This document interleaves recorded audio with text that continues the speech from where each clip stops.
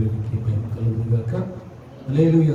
సమయం ఇచ్చినటువంటి దేవుని వాక్య భాగంలో గ్రంథం పరిశుద్ధ గ్రంథంలో వచ్చి అపొస్తలుల కార్యం 1వ అధ్యాయము 8వ వచనం చదువుదాం.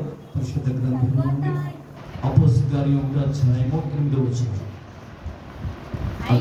ఆయనను పరిశుద్ధాత్మ మీ మీదకి వచ్చినప్పుడు మీరు శక్తి నొందేందుకు గనుక మీరు యెరూషలేములోను యూదయ సమరయ దేశంలో అందంతటా భూదిగంతముల వరకు నాకు సాక్షులై ఉందురని వారితో చెప్పి ప్రార్థనలు కన్ను మూసుకుందాం. పరిశుద్ధుడు ప్రేమగల మా ప్రభు తండ్రి, శ్రేష్టమైన విలువైన పరిశుద్ధ నామమునకు వందనాలు.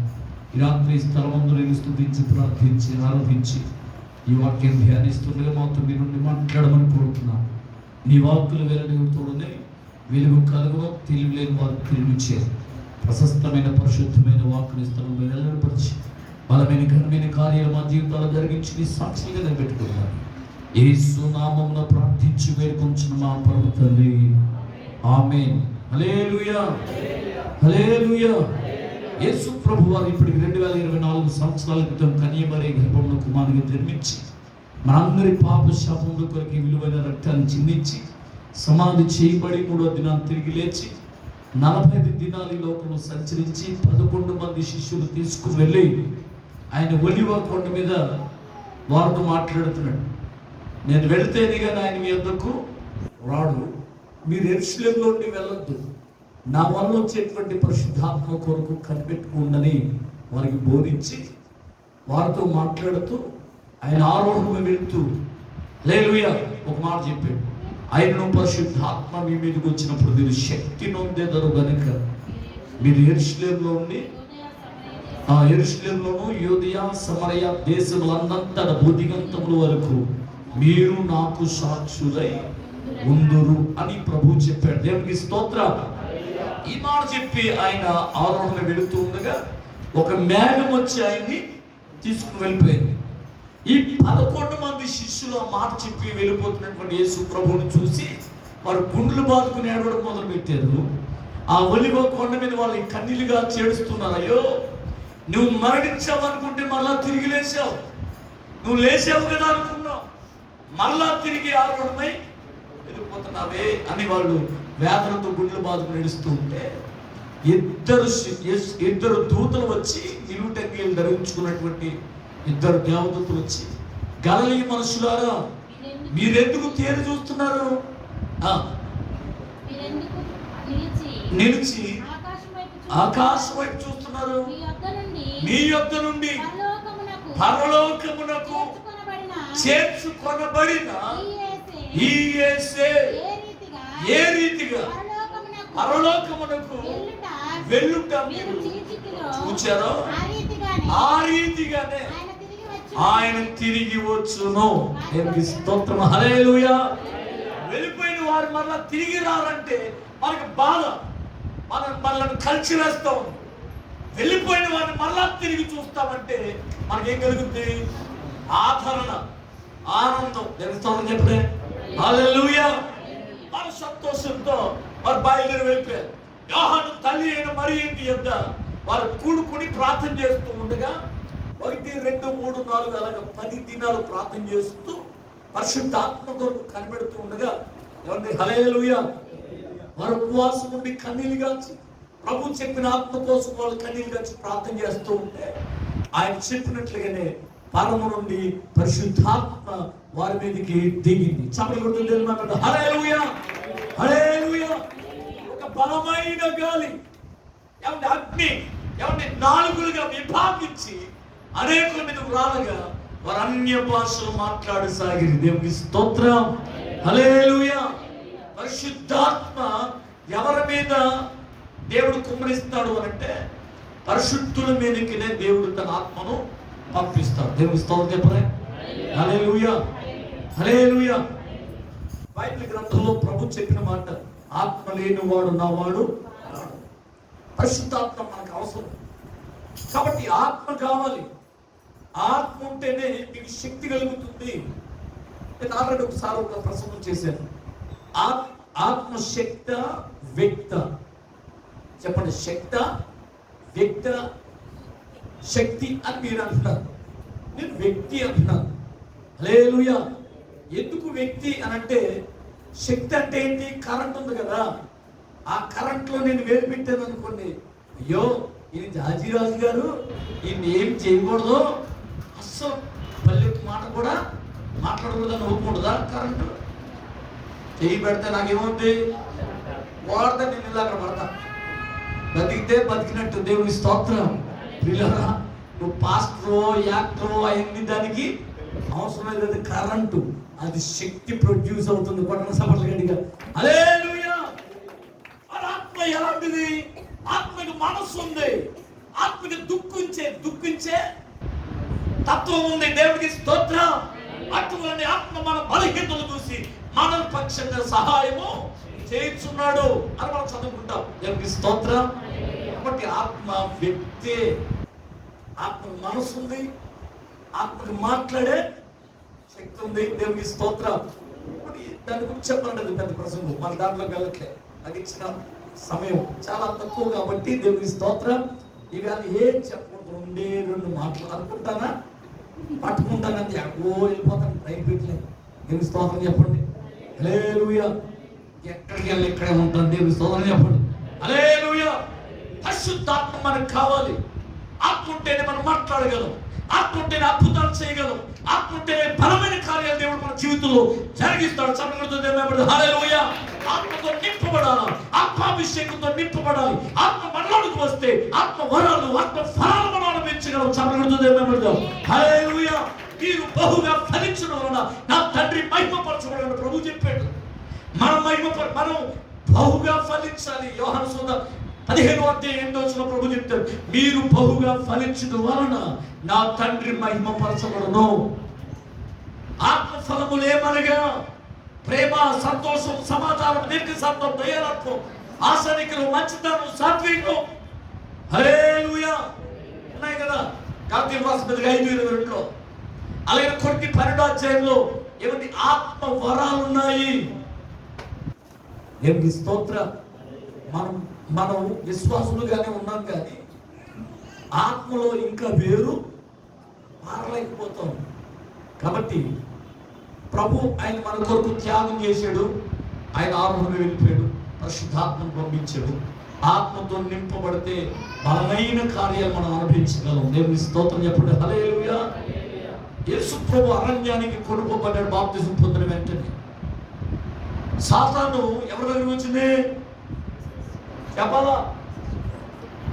ఒక ఆయన నడుతున్నట్ట తుల్లిపోతున్నాడు. ఏసన్ గారు ఉన్నాడు పక్కనే, తూలి నడుతున్నాడు. ఇదేంటి తూలుతున్నాడు అని అనుకుంటాడు. అన్నాడు, రాయ్ సాతానా వెనకేమో అన్నాడు. ఇదేంటి ఇలా అంటున్నాడు అని అనుకుని కొద్దిగా ఎదరికెళ్ళారు. మళ్ళీ తూలి పడ్డాడంట ముందు. అప్పుడు అన్నాడు ఈయన, ఊరే ఇందాక ఏదో అన్నట్టున్నావు నువ్వు, సాతానా నా వెనక్కి పొమ్మన్నావు కదా. అసలు ఆడు ప్రమేయం నీకు ఎందుకు? ఆడి ప్రమేయం ఆడెక్కడో ఎక్కడో పనిలో ఉన్నాడు. ఎవడాడు? సాతాను. నువ్వు పేరు పెట్టి మళ్ళీ ఓ సాతానా అనంటే వీడు ఎవరు దానికి ఏగొచ్చినాడు అని నీ వైపు చూసింది. నువ్వేమన్నావు? నా వెనక్కి ఓ అన్నావు. ఆడు నీ వెనక్కి వచ్చాడు. 1 గంటకి చెప్పదు, 1/2 గంటకి చెప్పదు. ఆడికి పని చెప్పాలిగా, ఆడికి పని చెప్పట్లే. వీడు ఎందుకు నన్ను రమ్మన్నాడు? పని పట్టేలాగా నన్ను రమ్మన్నాడు. ఎందుకు ఒక్క తందనిందంట. ఎవరిని? వెనకాల చూడు తందనిందంట. ఆడు ముందరాడిపోయి మూతిపోలు రాలిపోయి. అప్పుడు వేసాడు కదా అన్నాడు, రే ఆడు ప్రమేయం లేకుండా ఆయన ఎందుకు పిలుతున్నాడు? ఓ సాతానా వెళ్ళిపో, ఓ సాతానా నా కాళ్ళకి. ఏమి స్తోత్రం చెప్పలే. ఒక్క దూ అంటే వస్తాడు, పో అంటే ఆడికి మనం భయపడేదేంటి? దేవుని స్తోత్రం చెప్పలే. హల్లెలూయా, హల్లెలూయా. ఇప్పుడు యేసు ప్రభు అంత రోడ్డు దగ్గరికి వచ్చింది. ఏంటది? ఏదో రూపంలో వస్తూ ఉంటాడు మన దగ్గరికి, జస్ట్ వేసేస్తూ ఉంటాడు ఇంట్లోనూ ఒంట్లోనూ. హల్లెలూయా. దుష్ట సాంగత్యం, మంచి నడవడిని చెరుపును. ఇప్పుడు దాకా చక్కగా పాటలు పాడావు, ఇప్పుడు పాట రావట్లే. కారణం ఏంటి? వచ్చేసాడు వాడు. ఇప్పుడు దాకా చక్కగా వాక్యం చదివావు, వాక్యం చదవడానికి మనసు రావట్లే. కారణం వాడు ఆల్రెడీ తెస్తే వేసేసాడు. దేవునికి స్తోత్రం. హల్లెలూయా. కాబట్టి సాతాను గారు నీ దగ్గర నుంచి పోవాలా. యేసు ప్రభు బాప్తిజం పొందిన తర్వాత అరణ్యమునకు కొనుపోబడ్డాడు ఆత్మ చేత. అక్కడ సాతాను గారు వచ్చాడు, నువ్వు దేవుని కుమారుడు అయితే ఈ రాళ్ళు రొట్లుగా శోధిస్తున్నాడు. సాతాను గారు శోధిస్తూ ఉంటాడు, కానీ దేవుని ఆత్మ ఆయన బలపరచుచున్నది కాబట్టి సాతానికి లొంగలేదు. కొట్టని సభలు గట్టిగా హల్లెలూయా. మన మనసు చాలా సున్నితమైందంట. ఎలాంటిది? అవతల కళ్ళం కూడా నీళ్ళు పెట్టుకుంటే మనకి ఎలా ఉంటాయి? అయ్యో మాట్లాడేమో, నేను మాట్లాడకపోతే చచ్చిపోతేమో, నేను మాట్లాడకపోతే. నేను ఈ స్తోత్రం మన ప్రాణాలు నిలబెట్టేస్తారు వీళ్ళు. నేను ఈ స్తోత్రం చెప్పలే వీళ్ళదా. సాతాను నిన్ను అదే పదే పదే పదే నిన్ను ప్రేరేపిస్తూ ఉన్నాడు పడగొట్టాలి. దేవుని ఆత్మ నీతో ఉందనుకో, నేను ఈ స్తోత్రం చెప్పలే. సాతానా, ఈ దేవుడిని యెహోవాను శోధించవలదు, లోకము దాని మహిమలన్నీ కూడా చూపించాడు. ఎవడాడు? సాతాను గారు. నేను ఈ స్తోత్రం. ఒక ఆవిడ ఇలాగే నేను చెప్పాను ఒకసారి, నర్సాపురం నుంచి ఒక ఆవిడ ఫోన్ చేసింది. ఏంటమ్మా అంటే చెప్పానా లేదా? చెప్పాను. వాళ్ళకి చెప్తాను. తెలియనోడు తెలిసినోడు చెప్పండి, తెలిసినోడు తెలియనోడు చెప్పండి, తెలియనోడు తెలిసినోడు అడిగి తెలుసుకోండి. దేవుని స్తోత్రం చెప్పండి. హల్లెలూయా. ఇప్పుడు వీడంటే అప్పుడప్పుడు బండి వేసుకుని తిరిగేవాడు అంట. పెద్ద పెద్ద ఈ సోమవారం ఒక బండి, బుధవారం ఒక బండి వేసి తిరుగుతుంటాయి. బాబు చాలా పెద్ద పోటీలు చూడ అనుకుందంట మా తల్లి. వీడేమి ఇక్కడ సిరిపోయిన బట్టలో సిరిపోయి ఉండదు చూసారా? అదే పొడలు గీసేసుకున్నాడో లేకపోతే కత్తించుకుని కోసేసుకున్నాడు. అదే టోన్ జీన్స్ అంటారు. చెప్పలే. ఇది సగం డబ్బులు ఇస్తే కటింగ్ చేసి వదిలేస్తారు చూసారా? అలాగే చుట్టూరు కొట్టించేసాడు. పైన కానీ అన్నింటిలో ఉంది. నేను స్తోత్రం చెప్పలే. సగం డబ్బులు ఇచ్చాడేమో బాబు, ఆడ సగం కొట్టి వదిలేసాడు. నేను స్తోత్రం చెప్పలే. అలా తయారై కాలేజీకి వెళ్తున్నాడు. ఆడు వేసే కుళ్ళు చౌకులకి ఇవి ఇంకా ఉండపట్టలేక ఆయనతో స్నేహం చేయడం మొదలెట్టింది. మొత్తం మీద వెళ్ళిపోదామంటే వెళ్ళిపోదామని ఒకసారి వెళ్ళిపోయారు కాలేజీ నుంచి. ఆ తర్వాత కొన్ని రోజులకి నరసాపురం గానికి నాకు ఫోన్ వచ్చింది. ఇక్కడ చావుకి దగ్గరికి వెళ్ళిపోయాక నాకు ఫోన్ చేసింది మహాతల్లి. నేను స్తోత్రం చెప్పరా? దాంట్లో దూకి చచ్చిపోతాం అనుకుని ఆవిడ ఏం చేసింది, సముద్రంలోకి వెళ్ళిపోతూ ఫోన్ తీసి పక్కన అంటా పోతుంటే ఫింగర్ ప్రింట్ దానికి టచ్ అయ్యి వాక్యం ఏమవుతుంది, యూట్యూబ్లో వాక్యం రన్ అవుతుంది.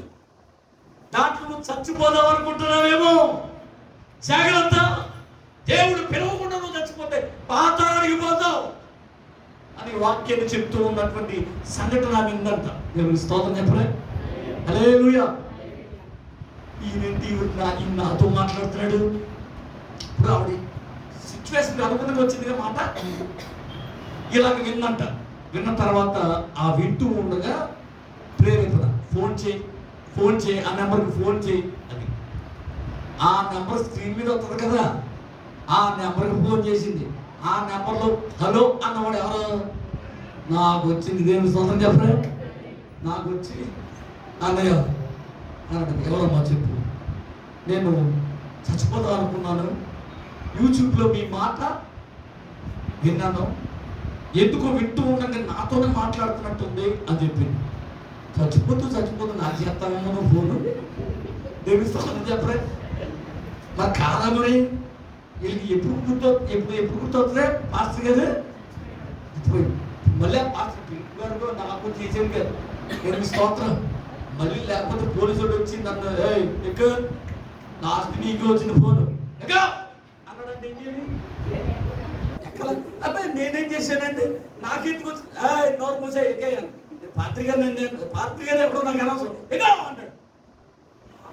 సెంటర్లో ఉన్న వాళ్ళందరూ జాతి గారే కదా, ఇది ఎంత కథ అంత కదా ఎగిరిపోయి చెప్పేసేవాడు వాక్యం అయిపోయింది. మళ్ళీ తీరిపోయింది. మొత్తం కథల కింద చెప్పుకుంటారు.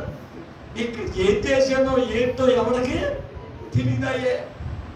మా జీవితం ఎలాంటిదంట, తెల్ల కాగితం మీద తెల్ల కాగితం లాంటిది. చొక్క పడిందంటే అయిపోయిందంతే. ఏమి స్తోత్రం చెప్పలే. హల్లెలూయా. యశో ఎవరికి అక్కర్లే, వైరల్ అయిపోతుంది. ఇప్పుడు ఫోన్ చేసింది, చచ్చిపోదాం అనుకున్నానండి. చచ్చిపోయినా లాస్ట్లో నాకెందుకు ఫోన్ చేసామ్మా, సిచ్యువేషన్ ఏంటి, కారణం ఏంటో పెద్ద పెద్ద కేకలేసి ముందు చెప్పడం ఆ మాట అన్నాను. చచ్చిపోయావు కదమ్మా, నాకెందుకు చేసావు, కోపం వచ్చేసుకున్నావు. నేను అలా అనకూడదు, ఆ మాట అనేసావు. మళ్ళీ తర్వాత బాధ వచ్చి ఇప్పుడు చచ్చిపోతే నన్ను తీసుకెళ్ళిపోతారు అని చెప్పి ఆలోచించి ఆవిడతో మాట్లాడు, కంగారు పడదు, అమ్మాయించి మాట్లాడు. అసలు కారణం ఏంటి, ఎక్కడున్నావు ఏంటని అడిగితే మొత్తం అంతా చెప్పింది. మా ఆయన అంటే ఎంత కదా అంత అనుకున్నానో ఆడుకున్నా 4 ప్యాంట్లే 4 చొక్కాలే, అది 20 పళ్ళు వేసుకొచ్చేవాడు. అంటే అంత కోటేశ్వరుడు అనుకున్నానండి. ఇంకేముంది, మా అమ్మ నాన్న అల్లారు ముద్దుగా పెంచితే తీసుకొచ్చేసాడు, మేము వచ్చేసాం, సప్పటికే కాపురం పెట్టేసాము. తర్వాత రోజు నుంచి వాడు తాగడం, వచ్చి నన్ను కొట్టేయడు. ఇంటికి వెళ్ళి ఏమంటావాలంట అండవు. అలా అన్నారు, నువ్వు ఇంటికి వస్తే ఏడపోతు వేసినది గడపనే పెట్టి నరికేస్తాను అన్నాడు. ఎందుకంటే ఇంటికి వెళ్తే మా నాన్న చంపేస్తాడు, ఇక్కడికి వెళ్తే మా ఆయన బతకనెత్తలేదు. ఇక నా బ్రతికి ఎందుకంటే చచ్చిపోదాం అనుకున్నానండి. నేను ఆవిడకి చెప్పాల్సింది చెప్పి కౌన్సిలింగ్ ఇచ్చి అంతా అయిపోయిన తర్వాత ముందు 4 కేకలేసాను. చచ్చిపోతే ఇదైపోతానికి 4 కేకలేసేసి ఫోను అదే ఆవిడ పెట్టేసింది. నేను కూడా అమ్మాయి పెట్టేసిందిలే అని అనుకున్నాను. ఒక 2 నిమిషాల తర్వాత నాకు గుండెలో రైలు పరిగెడుతూ మొదలెట్టి.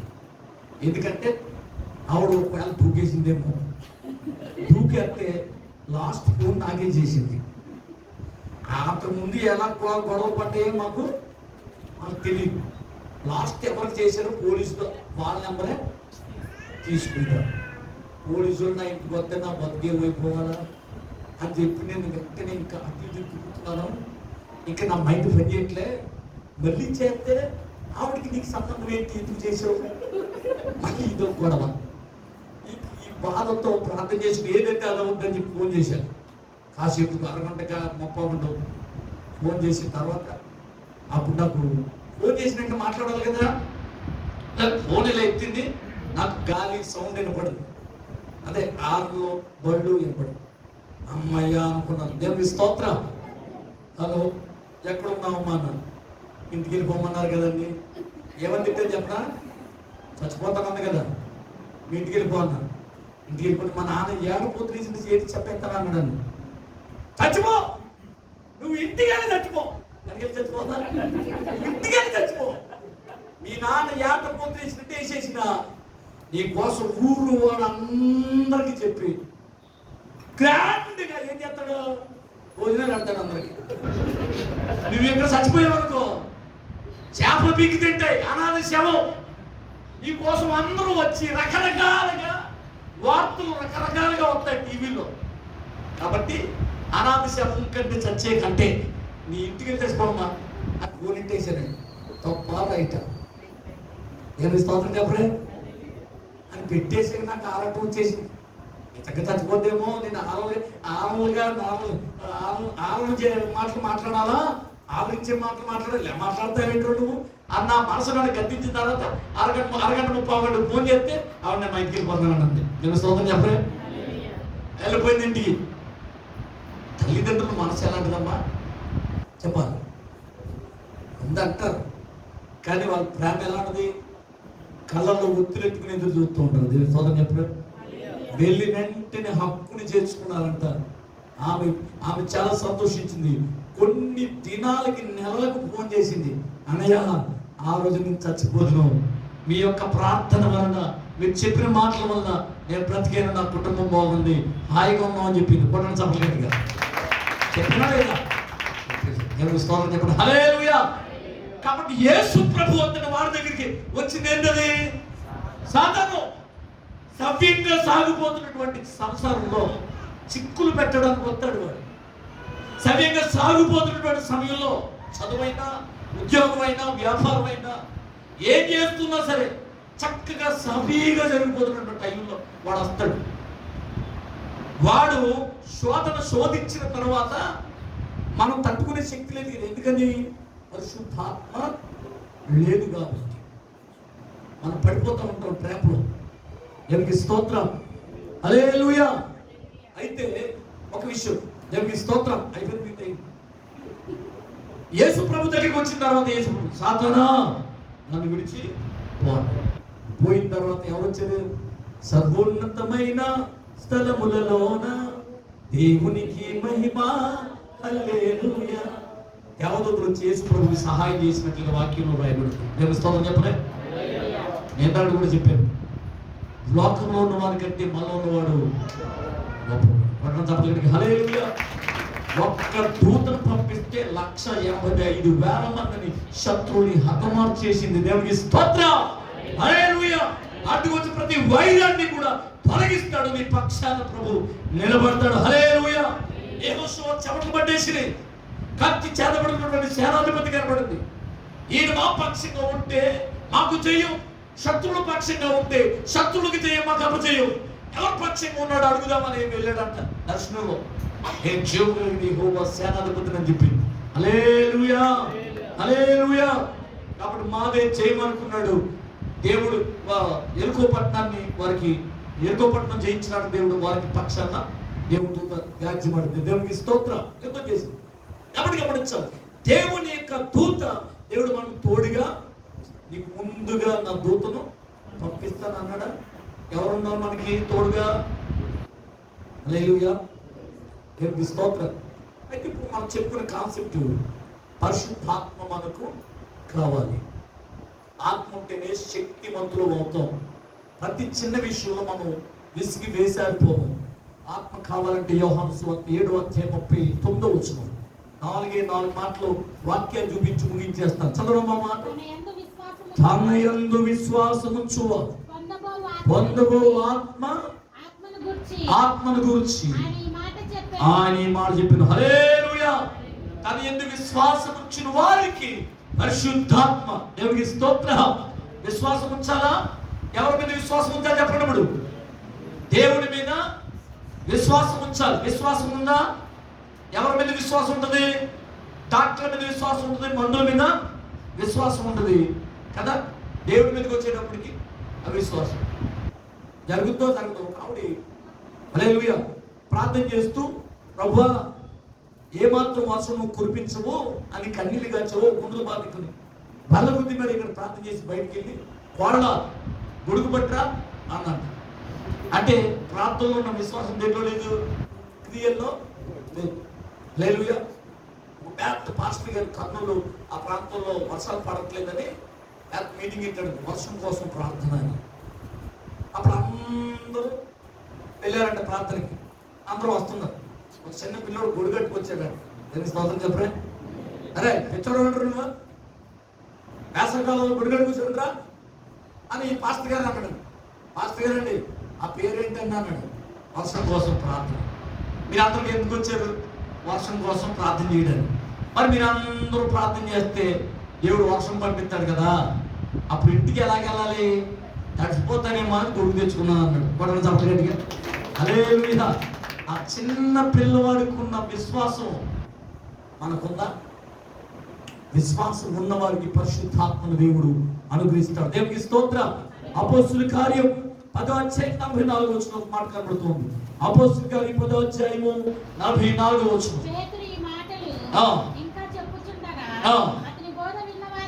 అతని బోధ విన్న వారందరి మీదకి పరిశుద్ధాత్మ దిగెను. దేవునికి స్తోత్రం. కాగా వినుట వలన విశ్వాసం. రోమపత్రిక 10:9 కాగా వినుట వలన విశ్వాసము కలుగును అని వాక్యం చెప్తుంది. పేతురు గారు ప్రసంగం చేస్తూ ఉండగా, ఆ వాక్యం వింటూ ఉండగా అందరికీ విశ్వాసము పెంపొందించబడింది.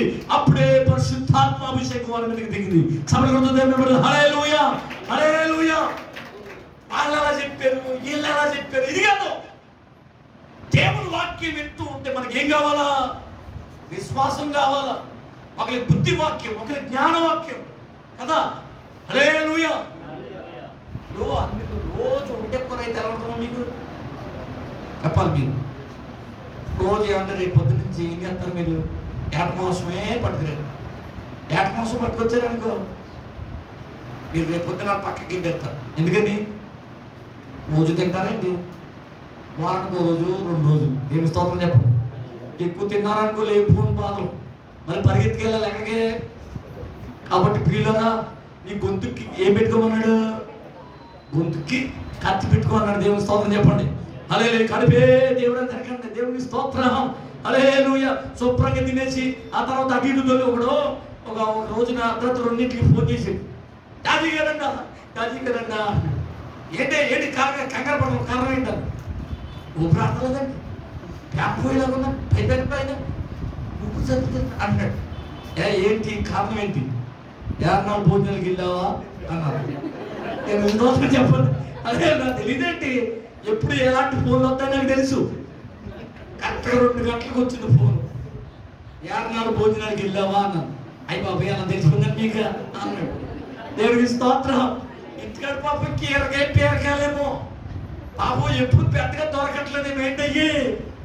రొయ్యలు, పీతలు, మట్ట గుడసలు, ఇంకేంటయ్యా ఏట మాంసం ఎన్ని పాపం ఒకేసారి మొదలెట్టేటప్పటికి మొత్తం తట్టుకోలేక మొత్తం లాగించేసాడు. ఒక్కొక్కడికి అంట కడుపు నిండినా కళ్ళు నిండమంట. దేవుని స్తోత్రం చెప్పరా. హల్లెలూయా. లోపల ఖాళీ లేదు మొగడు అంటే మొత్తం వెళ్ళిపోవాలి మొత్తం తోడేసుకుని ఇంటికి వెళ్ళి శుభ్రంగా ఎక్కడ పడితే పట్టేమో మంతానికి వెళ్తుంటే ఊపిరి ఆడలేదు. ఇప్పుడు సైడ్కి అనుకుందామంటే పాపం సహకరించట్లే. ఎటు తిరిగి పడుకోవాలి తిరిగిట్లే. ఇక పైన పోతేమో అని చెప్పి ఫోన్ చేసాడు. ఆపత్కాలంలో ఫోన్లు పేద చేయండి అయ్యారు. దేవుడికి స్తోత్రం. ఎట్టకారంగా మళ్ళీ పేద చేయండి అయ్యారు అన్నాడు. ఏంటి కారణం అంటే అక్కడికి వెళ్ళావా అంటే వెళ్ళానండి అన్నాడు. మరి శుభ్రంగా కొట్టేవా అంటే కొట్టేయండి అన్నాడు. మంచోడు అన్ని చెప్పేసుకున్నాడు. దేవుడికి స్తోత్రం. హల్లెలూయా. శుభ్రంగా మనకు కాసి మరుగు వీళ్ళు తాగేయి అన్నాను. దేవుడికి స్తోత్రం. తాగేసి 4 గంటలు అటు ఇటు వేయి, ఇప్పుడు 6 గంటల దాకా పడుకోకు అన్నాను. దేవుడికి స్తోత్రం. ఇది ఈ చివరి నుంచి ఆ చివరికి, ఆ చివరి నుంచి ఈ చివరికి ఒక 20-30 రౌండ్లు వేసాడంట. దేవుడికి స్తోత్రం. నేను తర్వాత గంట తర్వాత మళ్ళీ వెలుగుచ్చి ఫోన్ చేస్తే అప్పుడే పడుకుంటాడంట. దేవుడికి స్తోత్రం. ఎలా ఉందంటే తగ్గిపోయింది కదండి, బాగానే ఉంది, బాగానే ఆడుతుంది ఇప్పుడు అన్నాడు. దేవుడికి స్తోత్రం. గమనించాలి. అందుకని అలాంటి వాడి కోసం వాక్యం ఉంది. నువ్వు తిండిపోతూ అయిన ఎడలా నీ గొంతుకి కత్తి పెట్టుకున్నాడు. దేవుడికి స్తోత్రం. కాబట్టి దేవుని వాక్యం వినాలా? వాక్యం విన్న నీకు విశ్వాసము రావాలి. దేవుడికి స్తోత్రం. వాక్యం వినేటప్పుడు నీకు విశ్వాసం రావాలా? దేవుడికి స్తోత్రం. వినేటప్పుడు మనకి ఏమవుతుంది? విసుగుదల వస్తుంది. కుదిరంతే బాగుంది, ఇంటికి వెళ్తే మేలు మండిపోదు. భూమి పుట్టినప్పటి నుంచి పడుకున్నాం. దేవుని స్తోత్రం చెప్పలే. వెళ్ళిపోయి కన్ని పెట్టి పడుకుందాం అనుకుంటున్నా అని నిద్ర రాదు. దేవుని స్తోత్రం చెప్పలే. హల్లెలూయా. విశ్వాసంతో వాక్యం వినండి, మీ జీవితంలో మేలు చేయక మానడు. హల్లెలూయా. విశ్వసించిన వారందరి మీదకి దేవుని అభిషేకము దిగినట్లుగా మన వాక్యంలో చూస్తూ ఉన్నాం. దేవునికి స్తోత్రం. నెక్స్ట్ మరొక మాట ఆ పరిశుద్ధ గ్రంథంలోంచి అపోస్తుల కార్యము 2వ అధ్యాయము 38వ వచనం చదువుదాం. అయిపోయింది టైం. పేతురు, మీరు మారు మనసు పొంది పాప క్షమాపణ నిమిత్తము ప్రతి వాడును యేసుక్రీస్తు నామమున బాప్తిసము పొందుడే. అప్పుడు మీరు పరిశుద్ధాత్మ వరమును పొందేరు. కొట్టండి చప్పట్లు. హల్లెలూయా, హల్లెలూయా. మీరు మారు మనస్సు పొందండి. ఏం పొందమన్నాడు? మారు మనస్సు అంటే మన మనస్సు కాదంట, క్రీస్తు యేసునకు కలిగిన మనస్సు రావాలా. దేవునికి స్తోత్రం. హల్లెలూయా. కాబట్టి మన మనస్సు ఎవరిదైనా ఇస్తే బాగుండు, ఏదైనా చెప్తే మన మనసు ఎలా ఉంటుందా చెప్పాలి. ఎవరికన్నా నాకు కలిగితే నిద్ర అంటున్నాం. అవునా? కథ చెప్పండి. ఎవరన్నా కారు కొనుక్కుంటే నిద్ర అంటు, వడ్డాను కొనుక్కుంటే ఆయనకి రాత్రులు నిద్ర అంటు. ఓకే, ఇక అదేనా ఎవరు నేను అర్థం పెద్ద అలా ఆవిడికి నక్కించుకున్నాడంట. దేవుని స్తోత్రం. హల్లెలూయా. ఈ కావుని ఏదో మెట్టి చేయడానికి రూపాయలకు వచ్చి కొనేసి ఇచ్చేది. చావు నీ చావు హాయిగా పడుకుంటారు. రేపు ఆయన వస్తాడు, అప్పుడు వస్తాడు. అప్పుడు ఇంట్లన్నీ ఊడి చేసి అమ్మి అప్పుడు చేస్తే బాగుంటుంది. దేవుని స్తోత్రం చెప్పలే. హల్లెలూయా. నీతితో వచ్చే కొంచెమే లేదు, దానికోసం మనం ప్రాకులాడు. మన మనసు ఇది, క్రీస్తు యేసునకు కలిగిన ఈ మనస్సు మీరు కలిగి ఉండండి. హల్లెలూయా. మారాలి మారాలి, ఈ మనసే మారాలి. మారిన మనసు ఫలితం ఉంటుంది. ఇంతగా మధ్యాహ్నం జీవరత్నం గారు పాడారు. దేవుని స్తోత్రం చెప్పండి. ఆయన పాపం సహకరించట్లేదు కానీ చెప్తే కనుక ఆయన మొత్తం అందరినీ మొత్తం మామూలుగా వదలడు. దేవుని స్తోత్రం చెప్పండి. హల్లెలూయా. ఆ పళ్ళు లేక పాపం మనకు అర్థం కావట్లేదు కానీ అవి బాబు ఆయన మామూలుగా చెప్పట్లేదు. దేవుని స్తోత్రం చెప్పరా. మా సంఘంలో కూడా ఒక ఆవిడ ఉంది, పళ్ళు లేవు. మాకు అది చేసే ప్రభు, ఇది చేసే ప్రభు, అందుకు నేను నీకు కృతజ్ఞతా స్తోత్రములు అంటుంది. కృతజ్ఞత అంటుంది ఏంటో అనుకుంటే తర్వాత అనుకున్నాం కృతజ్ఞతా స్తోత్రములు అని. కాబట్టి పళ్ళు లేనప్పుడు అలాగే ఉంటాయి, మనం అర్థం చేసుకోవాలి. దేవుని స్తోత్రం చెప్పలే. హల్లెలూయా.